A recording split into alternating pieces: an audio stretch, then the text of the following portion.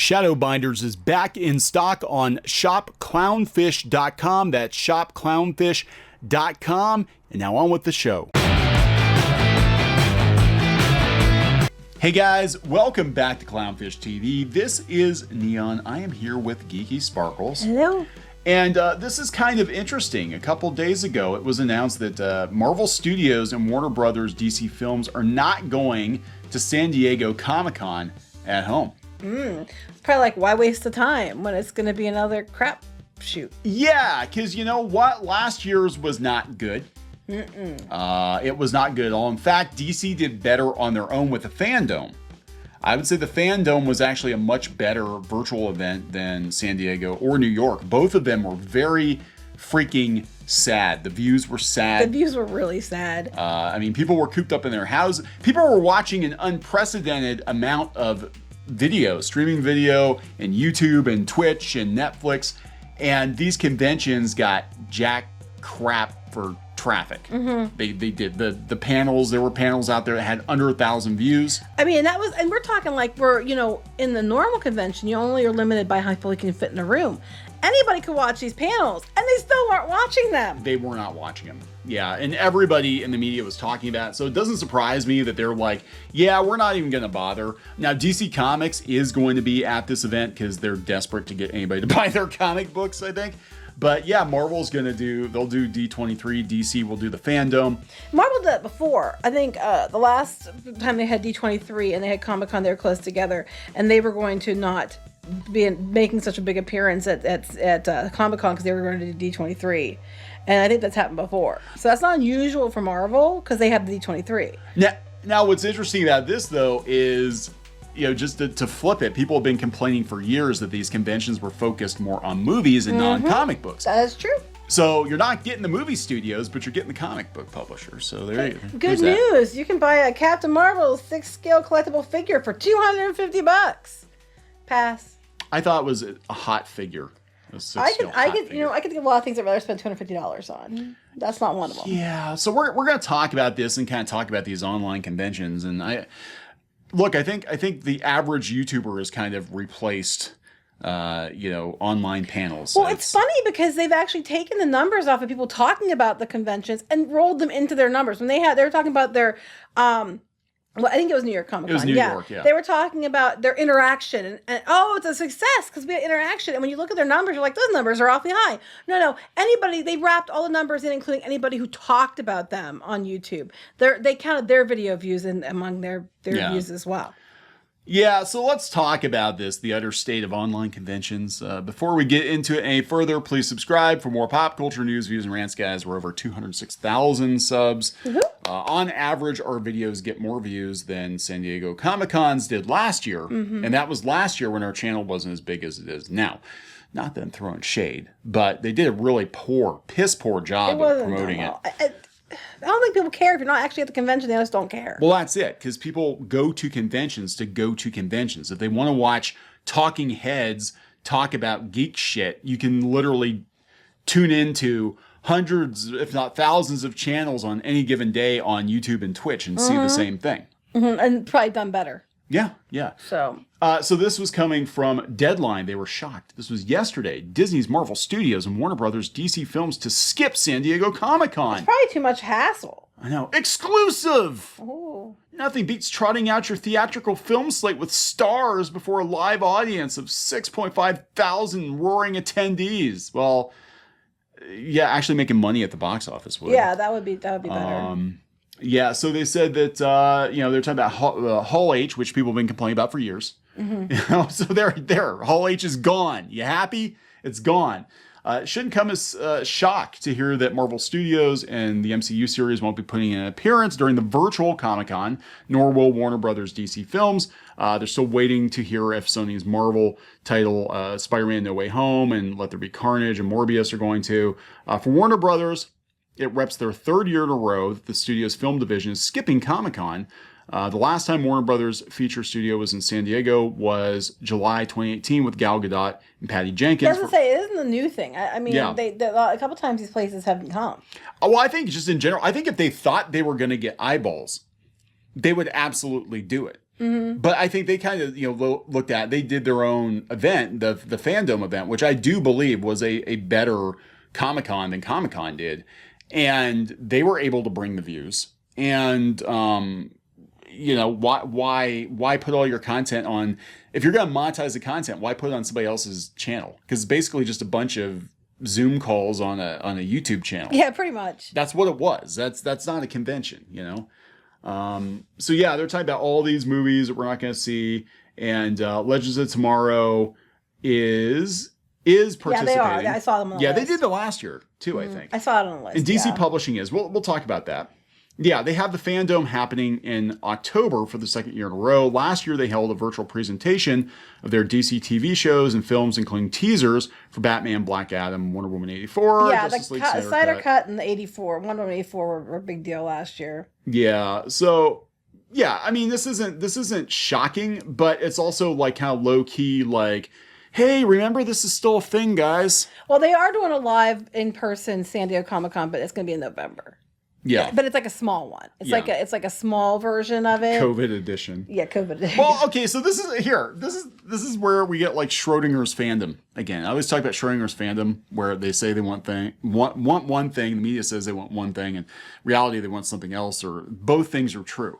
So for years, the fandom have been complaining, comic fans have been complaining that it was all about the movies and Hall H, and it got too big, and it was better when it was a smaller convention just about comics, and that's literally what you're getting now. Yeah, and then the media is having a hissy and the media's like, oh my God. Yeah, so I don't know if it's ever going to come back the way it was, because people might break the habit if you're used to going to these conventions every year. Yeah, but I also seen conventions come back up online, and they're crazy busy. Like, I know we went to the one in Pittsburgh, Steel City Con. Now it's never that busy on Friday. I'm not gonna lie, but it was actually really busy for a Friday, and I was surprised. And in general, every day from what I heard was really crowded, because people were just like, "Oh, thank God, a convention again." So I think the reverse might work to be the truth. Is everybody's like, for at least the first year, like I gotta go back, and then after that we might see it go nosedive again, because they were doing bad, because a lot of conventions were starting to do folding because there was just too many, and a lot of people were complaining about that. They said there's just too many conventions, and it was like every month there's another one here, like 5 here, 2 there, and a lot of these small pop-up ones were just like, it was just getting to be too much. And the convention, or now the COVID has pared back the convention scene, I believe, because there's a lot of ones went under. But when it comes back up, I think everybody and their brother's going to run to it, at least for the first year, and then you're going to see it go off a cliff. Yeah, I wonder if that's going to happen with Disney too. I wonder if everybody's like, pent up demand. I have my finger quotes going here. Pent up demand. I wonder if people are going to go back, in droves for the first, couple of months, and then once they realize that they're charging more for less of an experience, they'll be like, yeah, okay, I did Disney, now I'm good for another 5 years. Yeah, I think people will come back initially. And you'll see an uptick. And there's also, like I said, going to be fewer cons left, because a lot of them went under during the pandemic. So you're not going to have as much competition as you were having before, because it was just too many. But I think it's only going to be like a year or two, and then it's just going to go again. Yeah. So I don't know, long term, how sustainable conventions are going to be. I mean, because a lot of people, I know some conventions are going under. They're not coming back. People who made a living setting up at conventions had to move on to other things, to survive. And again, just consumers kind of got out of the habit of going. Right. They had a year without it, and they're like, oh, I didn't miss much, or I can just get the same stuff online. And sometimes, when you figure my expenses in, it was cheaper that way. Yeah, and you have so many creators now, because of the fact they can't go to conventions. They're relying more on the internet for whether it's comic book sales or OnlyFans or whatever. They're selling more stuff online, direct to consumer, and it's still the same kind of experience. I think too. I've been wondering this myself, if we're going to see both, because they're going to go back to the main Comic-Con, international, San Diego. And they might still offer them online like this as well for the panels or the videos of the panels afterwards, so they get all those people in on it too. The reason I'm saying that is because Run Disney, that's the people who do the marathons and stuff at Disney. During the pandemic, they couldn't do in-person events, so they switched everything to virtual events. If you were in the United States, you could do the virtual ones instead. Now they're coming back online with live events in November with the Food and Wine half marathon weekend. but they're bringing a virtual component with it they didn't have before to allow people who want to do the whole thing virtually, not just like one little side thing, the whole thing as well you can do virtually, so that you have the options. They're getting twice the amount of money for the same amount of people. And I could just see them doing that. Oh, you could pay $5 or $10 or whatever and watch these panels online, as opposed to what you had to pay at the door, because you don't have, then they can fit more people. You know what I mean? More people will have more money. More people, more money. It just, you can't fit them all in the building.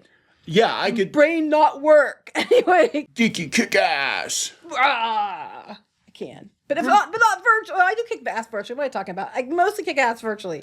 Never mind. Grimlock bash brains. Kick ass. So anyway, yeah, I could see them doing that. I could see them being like, "Hey, you can come in person, and we'll stream in some of the." And then you have celebrities for a fee. Yeah, for a fee. Like you get your weekend pass, and yeah, I could totally see them doing. Or they have some celebrities that you can meet virtually, because they did that before. This last year, that you could sign up for time to talk to celebrities on the phone, or whatever. They could still do that Skype in conjunction, so they get twice. You know what I mean? Well, they did that at the one Doctor Who convention we went to. They had Tom Baker as a virtual guest, and they weren't going to fly him over from England, but they had him there for an hour or two, and he was answering. He was Skyping in, and they had him answering questions. Right, and there's actors that might not be able to be there because they're on set somewhere that they normally couldn't come to the event. Well, now they could just have them set up that they could do a panel, and that people can pay. Either it's in the panel room, but people online can pay like $5 or whatever to enter that panel as well. So I can totally see them doing stuff like that. And if they didn't have that idea already, they'll probably do it now. Hurry up and copyright that trademark. Yeah, I'm sure they're already thinking about it, because any chance to double dip. I could see it, so that's the one, I guess. If you're not somebody, some people have social anxiety and don't like going to events, they might have a way they could, you can still go to the event and pay like a small fee to do so. I can see them doing that. Best of both worlds. But yeah, I just don't think they're going to do very well online alone, because a lot of people go to the convention because it's an experience. It's not something that can be easily replicated in a stupid Zoom room. I mean, I'm sorry. Yeah. It was kind of a cluster to watch these panels, and you had 20 people shoehorned into a chat, looked like the damn Brady Bunch. They had big panels that normally, they didn't get very many views, but when you figure out normally, they wouldn't have that many people in the room anyway. So I guess in a way they got more views than they would have gotten at the event. But yeah, you can get more people in, more people can see it. And even with that, possibility that these big names, everybody can go watch it for free, people weren't watching it. So I don't know. So these are DC Comics panels. I'm like, oh, they're going to have a full slate. They have 5. They have a Batman one, Fear State on the 23rd, DC Horror, a Superman on the 24th, Dark Knight's Death Metal on the 24th, and then Sunday they got Wonder Woman. That's it. That's it? Mm-hmm. That's it. Apparently. So... I mean, nobody gives a shit about this. But a lot of these conventions are doing this now. I mean, I'm hoping they go back to in-person. They're going to go back to in-person for Comic-Con in the fall. Yeah. Well, they're talking Fandome. They might actually do some kind of a in-person thing too. I mean, we still have some time, I guess, but I don't know if they're going to do that next year. Well, the problem with Fandome and DC in general is we don't know where the hell they're at with the Warner Discovery. But yeah, that's something else I was wondering about. They said at Warner Brothers, and I'm like, well, we don't know what's going on with Warner Brothers, so that could be part of the reason they're not.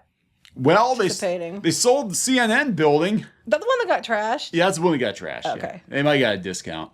I was like, that's one that got trashed, yeah. Yeah, so now they're leasing it back, but they sold it. So they're selling off their real estate, So yeah, we don't know where things are going to be. And it depends on where Marvel and DC are. I mean, honestly, at this point, Marvel and DC are just a tiny, tiny part of a bigger company. And, we don't know where at least the comics side of things, we don't know where I think it's going to be interesting to watch conventions in the next year or two, but I still think I'm right. I think there's going to be huge demand initially.